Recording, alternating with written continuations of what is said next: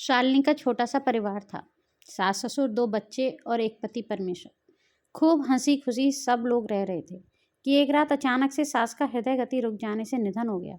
कोई इस सदमे से उबरता उससे पहले ही सास के चले जाने के गम में ससुर जी ने बिस्तर पकड़ लिया। अजय, शालिनी, अनिकेत और उर्वी चारों जी जान से उनकी सेवा में जुट गए। लॉकडाउन के चलते बच्चे भी घर में ही थे तो थोड़ी रौनक भी बनी रहती। पिताजी का कमरा भी ऐसी जगह पर था कि पलंग पर लेटे लेटे टीवी भी दिख जाता था।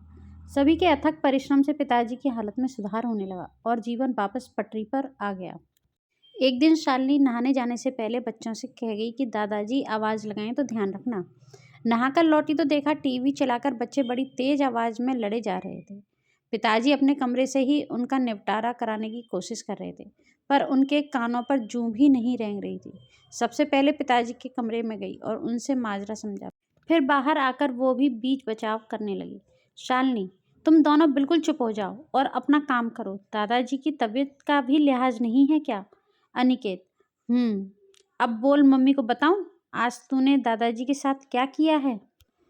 उर्वी, ज़्यादा बोल मत, दादाजी ने आवाज़ लगाई ही नहीं, तेरे कान बजने लगे हैं। शालिनी, उर्वी, बड़ा है वो, कैसे बोल रही है भाई से?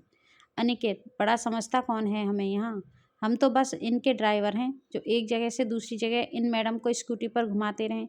उर्वी, ज़्यादा बन मत, मैं भी सीख रही हूँ स्कूटी चलाना, फिर तेरी ये धौंस भी बेकार हो जाएगी। अनिकेत, जब हाथ पैर टूटेंगे ना तब पता चलेगा स्कूटी चलाना होता क्या है। शालिनी, अरे ये स्कूटी प्राण बंद करो और मुझे बताओ बात क्या है। अनिकेत तुरंत सतर्क हो गया, मम्मी, दादाजी ने आज 3-4 बार आवाज़ लगाई, उर्वी उर्वी उरु, पर ये बंदी टस से मस नहीं हुई यहाँ से।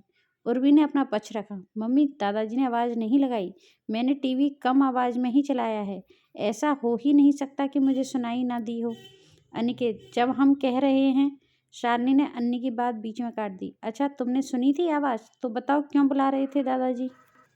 अब अनिकेत के शक पकाने की बारी थी। वो दादाजी ने उर्वी को आवाज़ लगाई और इसने अनसुनी कर दी तो मैं इसे बोल रहा था कि दादाजी तुझे। अनिकेत ने सिर झुका लिया। शालिनी ने उसके सिर पर हाथ फेर कर कहा, अन्नी, तुम्हें पहले दादाजी के पास जाकर पूछना चाहिए था ना कि उन्हें क्या काम है। अगर कभी कोई इमरजेंसी हो तो वो क्या तुम्हारा झगड़ा निपटने की तक राह देखते रहेंगे? उर्वी को समझाने का काम तो बाद में भी हो सकता था ना। अनिकेत की आंखों में पश्चाताप के आंसू आ गए। वो जल्दी से दादाजी के कमरे में पहुंचा और उनके पैर छूकर बोला, सॉरी दादाजी, आगे से कभी ऐसा नहीं होगा। आपको क्या चाहिए आप मुझे बताओ। दादाजी ने हंसकर कहा, कुछ नहीं बेटा, पड़े पड़े समय नहीं कटता तो लगा घड़ी बंद हो गई है, बस समय ही पूछ रहा था जो शालिनी ने आकर बता दिया। अनिकेत दादाजी के कमरे से निकला तो उर्वी हिंदी की किताब से मुहावरा पढ़ने लगी, पर उपदेश कुशल बहुत तेरे। मम्मी, इसका क्या मतलब है, जरा मुझे समझाना। अनिकेत मुहावरे की बच्ची कहकर उसकी पिटाई करने पीछे भागा और घर में दूसरा घमासान शुरू हो गया। फ्रेंड्स, आपको ये कहानी कैसी लगी? अगर आपको कहानी पसंद आई हो तो उसे लाइक शेयर ज़रूर करें, चैनल सब्सक्राइब कर लें, बेल आइकन प्रेस कर लें जिससे कि आपको आने वाली न्यू स्टोरी का नोटिफिकेशन मिल सके। Thank you.